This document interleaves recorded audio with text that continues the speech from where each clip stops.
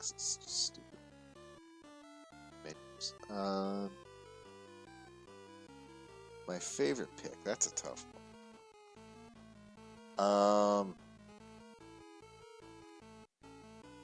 I want to say the original. I think the original game's the best. Um, just because it's like it's the original ethos of the game, um, which is like it wasn't just a Square Enix RPG with a Disney overlay. It was like an action platformer that had RPG elements tied into it, you know. So you weren't just like, and that's one of the big things, like big beefs with Kingdom Hearts 2 was it's like it's a lot of that Final Fantasy 13 hallway shit where you're just running from a hallway to an arena to a hallway to an arena. It's super stupidly linear. And Kingdom Hearts, the original Kingdom Hearts, was much more like there's a lot of thought put into level design.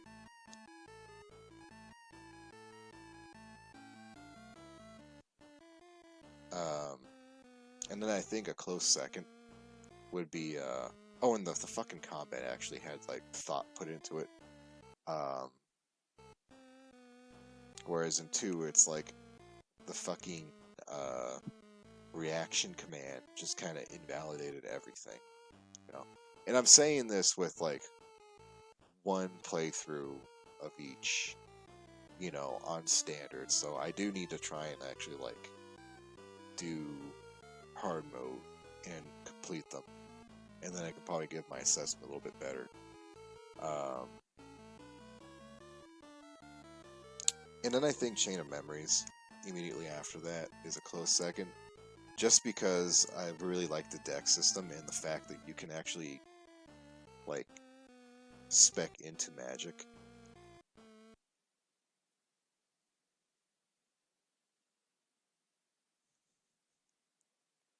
We just missed some fucking Laurel and Hardy hijinks going on here. Definitely GBA. The PS2 was okay. But I think. Oh, here we go. That's what this place is. Good use in time, little one. I can't open this door.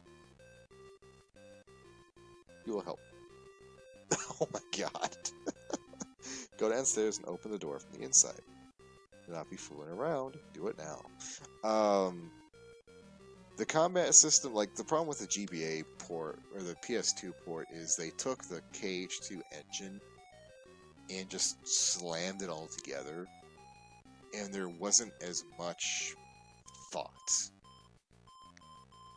with how it would work in a 3D environment. And the big thing I had a beef with the PS2 Chain of Memories was the fucking lock-on. They didn't have, for whatever reason, I don't think they put in like a lock-on toggle so you could like switch between enemies. It was just whoever was in front of you, you pretty much were stuck fighting, you know? But Chain of Memories was designed to be like a 2D format.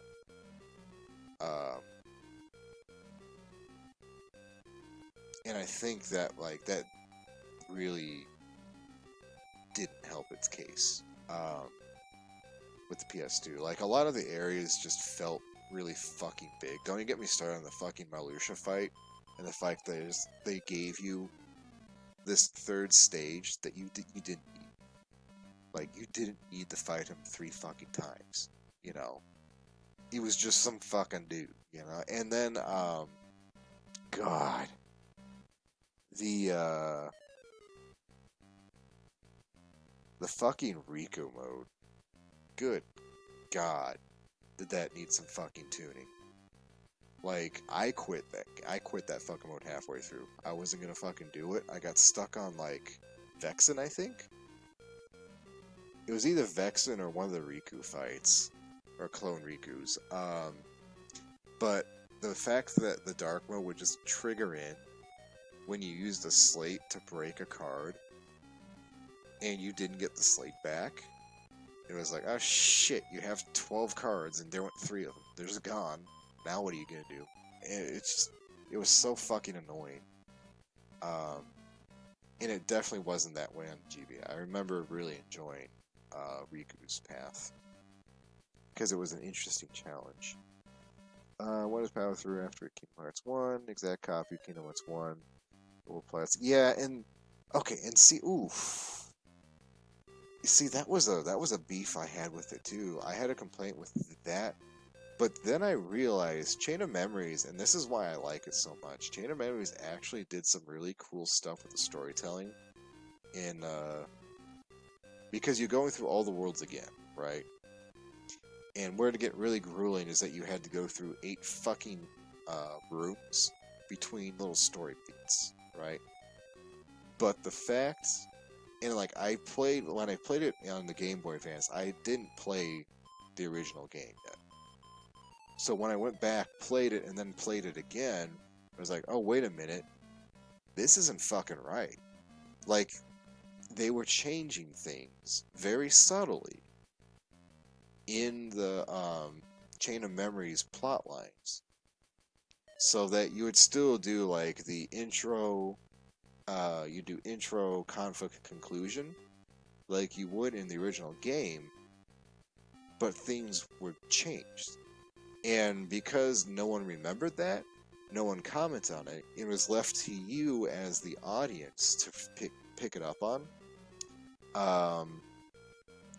And then, like, my favorite fucking thing is when they introduced Twilight Town, and, like, you were, like, by that point, like, Sora was so far fucking gone that he had already, like, he had pushed away Donald and Goofy, and, like, it was just him and Jiminy.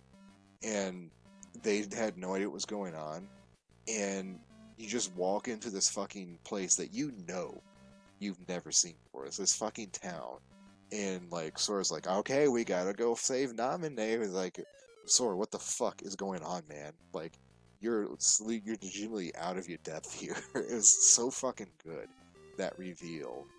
And it was also really, like, nicely contrasted with the fact that, like, Twilight Town was, like, very nice and soothing, and the combat was plucky. Like, the combat song was nice. And it was like this place that looked cool, like you would like to live there, but it's like so fucking weird that he had no idea where he was and he thought he did, you know? That was the cool part of fucking Chain of Memories. Shit, hold on. The thing disappeared, and where the fuck did my phone go? I lost the messages. Oh, a minute here. Okay. Oh, wait, no. Hold on. Dick.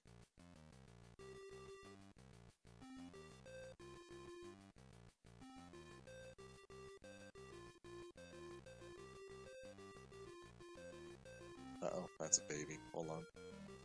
Be right back.